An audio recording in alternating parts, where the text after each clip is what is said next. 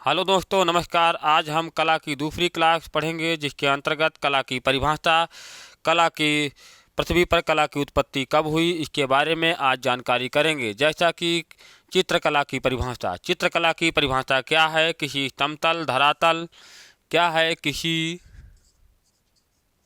समतल धरातल, किसी समतल धरातल और भित्ति भित्ति काष्ठफलक काष्ठफलक भित्ति काष्ठफलक रेखाओं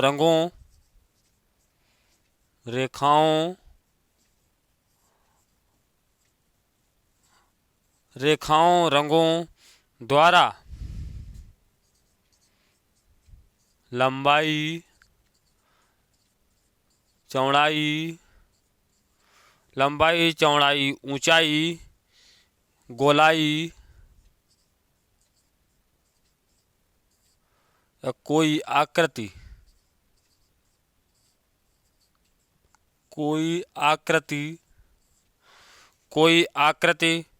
का आभास करना चित्रकला कहलाता है। चित्रकला की परिभाषा कहलाती है।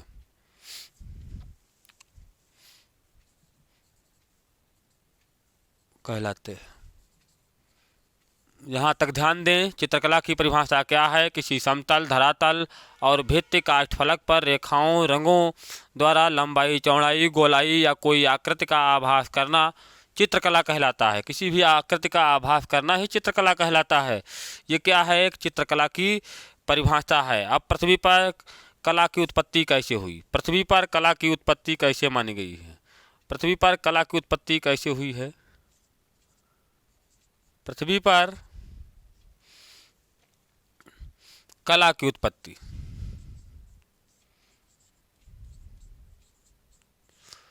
पृथ्वी पर कला की उत्पत्ति कैसे मानी जाती है? कला की उत्पत्ति कब हुई होगी? पृथ्वी पर कला की उत्पत्ति के बारे में विवादास्पष्ट प्रश्न है। क्या है? विवादास्पष्ट प्रश्न। विवादास्पष्ट का मतलब कोई स्पष्ट कहा नहीं जा सकता है। विवादास्पष्ट प्रश्न है।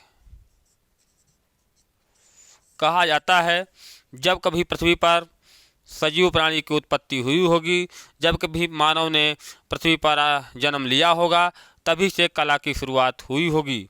जब मनुष्य ने पृथ्वी पर जन्म लिया और विभिन्न प्रकार के क्रियाकलाप करना शुरू कर दिया होगा, तभी से कला की उत्पत्ति मानी जाती है। अब आते हैं भारतीय कला।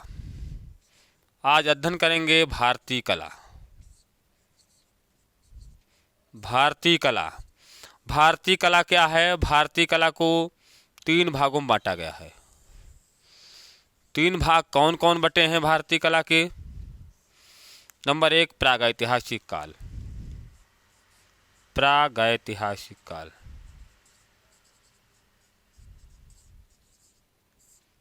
प्रागैतिहासिक काल। नंबर 2, आध्यैतिहासिक काल। आध्य ऐतिहासिक काल। आध्यैतिहासिक काल। नंबर 3, ऐतिहासिक काल।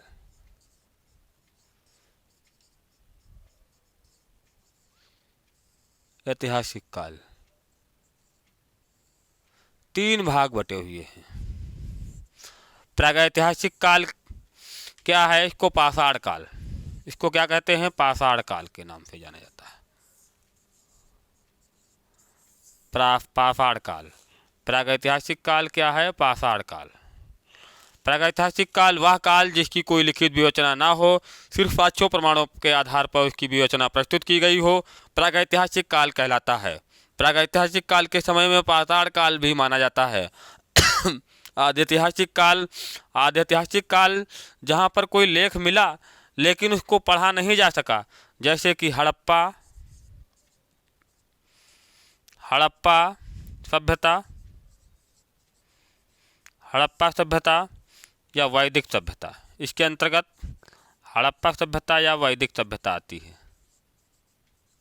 क्या आता है? हड़प्पा सभ्यता या वैदिक सभ्यता आती है।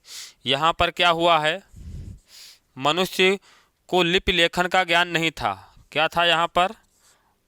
मनुष्य को लिपि या लेखन का ज्ञान नहीं था। लिपि लेखन का ज्ञान नहीं था। यहाँ पर है लिपि लेखन का ज्ञान ही नहीं था मानव को। यहाँ पर क्या था? लिपि का ज्ञान था। लिपि का ज्ञान था, परंतु उसे पढ़ा नहीं जा सका। पढ़ा नहीं जा सका, कोई पढ़ नहीं पाया। ऐसा लेख यहाँ पर आदि ऐतिहासिक काल में मिलता है। ऐतिहासिक में क्या है? लिपि का ज्ञान यहाँ पर था। यहाँ पर भी लिपि का ज्ञान था। लिपि का ज्ञान था या है? था भी है और है भी, दोनों बात यहाँ पर आती हैं। जिनको पढ़ा जा सकता है, पढ़ा जा सकता है, ऐसा पढ़ा जा सकता है। तो यहाँ पर आपने ध्यान दीजिए, प्रागैतिहासिक काल क्या है? वह काल जिसका कोई लिखित विवेचना ना हो, सिर्फ साक्ष्यों प्रमाणों के आधार पर उसकी विवेचना प्रस्तुत की गई हो, प्रागैतिहासिक काल कहलाता है। आदि ऐतिहासिक काल वह काल जिसकी लिखित विवेचना तो मिली है, लेकिन साक्ष्यों प्रमाणों के आधार पर उसकी लिखित विवेचना तो मिली है, लेकिन उसके पढ़ा नहीं जा सका है।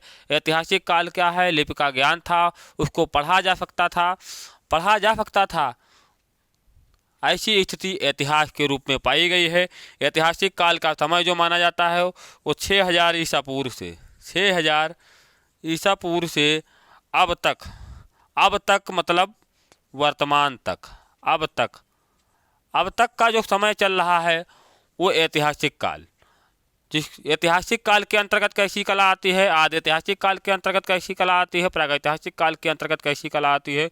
प्रागैतिहासिक काल जब मनुष्य जंगलों में निवास करता था, जब उसके पास कोई शिक्षा की व्यवस्था नहीं थी, उस समय मनुष्य का जो पाषाण काल था वो 3 भागों में बटा था।